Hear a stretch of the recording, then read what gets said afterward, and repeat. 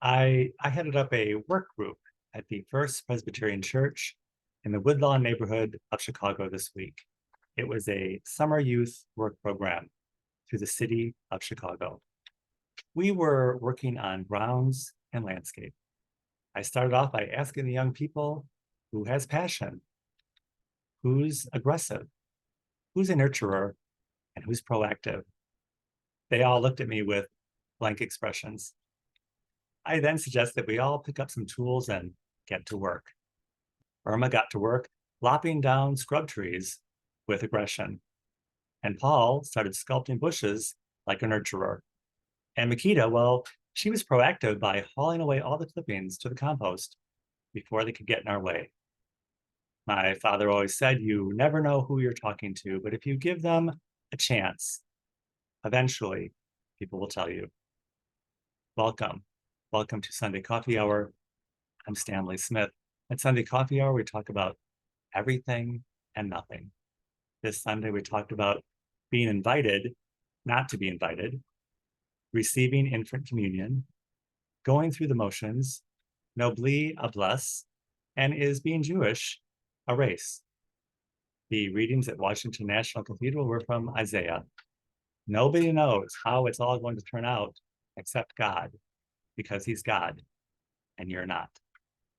And from Romans, we're having the labor pains for this baby we're all trying to have, but none of us know anything about having a baby. The gospel reading was about the wheat and the weeds, about how the wheat is growing up alongside the weeds. Sermon at Washington National Cathedral was by Anne Marie Jeffrey, Minister for Congregational Vitality in the Diocese of Washington. Her job is to help people grow. She reminded us that in the parable of the wheat and the weeds, it's important to remember that this is God's garden and not ours. And his answer is, let the weeds and the wheat grow together. Anne-Marie said we need to be tending ourselves. We're supposed to grow and let others grow around us. Look around. We're all growing together. Anne-Marie said we have the opportunity to nurture people or destroy people around us. We're not here to curse the evil, we're here to grow the good.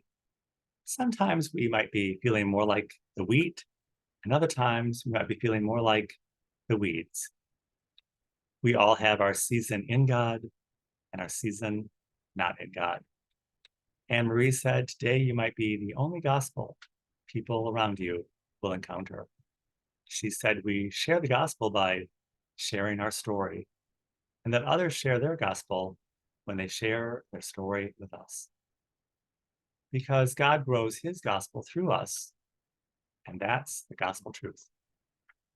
At St. James Cathedral, Lisa preached about how God-sized problems are bigger than us, trying to figure it all out, trying to figure out what needs to be rooted out or pulled up. Pulling out all the weeds is probably going to cause more problems. It's going to damage the good stuff instead of helping the situation. We all spend a lot of time fretting about the good and the bad stuff, encouraging one and trying to correct the other. Lisa said no amount of fertilizer or care will make the weeds productive.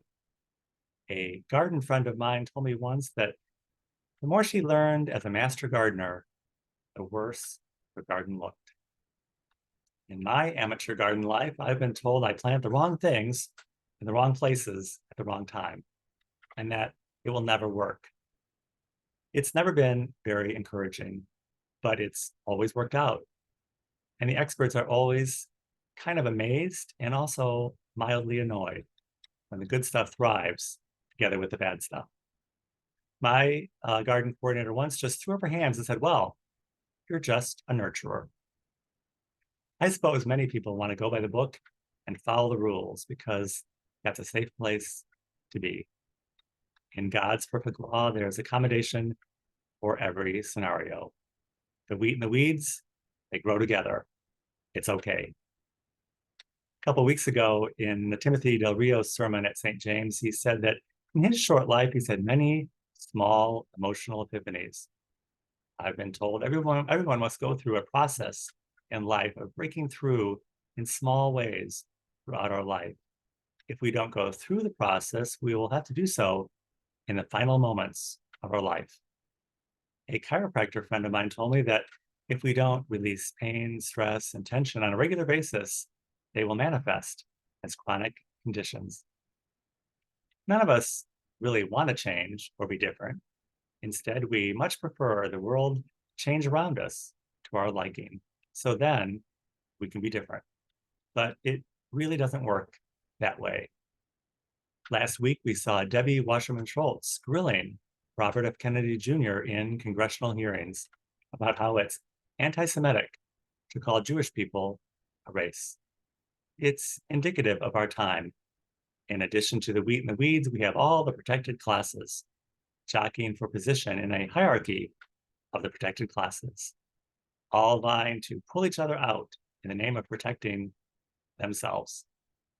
In the process, civility and kindness got pulled up by the roots a long, long time ago. It's a doubling down on the idea of turning stone into bread. We used to have the notion of nobly noblesse, but that's considered racist now. And yes, we should probably read the land rights acknowledgement at any gathering for the weeds, because in many instances, the weeds were here first, and it's the wheat that can be seen as the interloper. Ann Landers was asked in a letter from a reader to define what it means to have class. And she said that the definition of class is making people around you feel comfortable. When I think of class, I think of people like Cary Grant. It's all highly problematic. Yes, we all know we live in dangerous times, very, very dangerous times. Most of us are not paying attention. We're focused on sports and entertainment.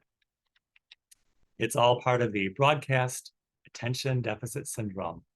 Instead, people are focused on fashionable amusements like race, gender, and sexuality, while in the background, we hear that the world will very likely go up in an atomic bomb cinder ball very soon.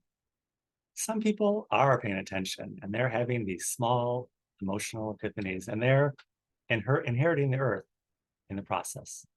And everyone else, well, we don't really need to worry about them. Judy Carmack-Bross, editor of Classic Chicago magazine, said in a recent edition of the magazine, "May each summer day bring you beauty and time for reflection." Reminds me of Henry James, who famously said, "The most beautiful phrase in the English language is summer afternoon." I love summertime because it reminds us of an important fact, that there's more to life than this. We've had some dry patches already this summer and some rain recently, but the growing season is not over yet. Nobody knows how it's going to turn out. If they tell you, ask them, "Are you Jesus?" Because it's God's garden and not ours. If you would like to join us at Sunday Coffee Hour is every Sunday at 12 noon Central Time on Zoom. I will include my email in the description of this video. I'll be happy to send you an invitation. And I look forward to seeing you very, very soon.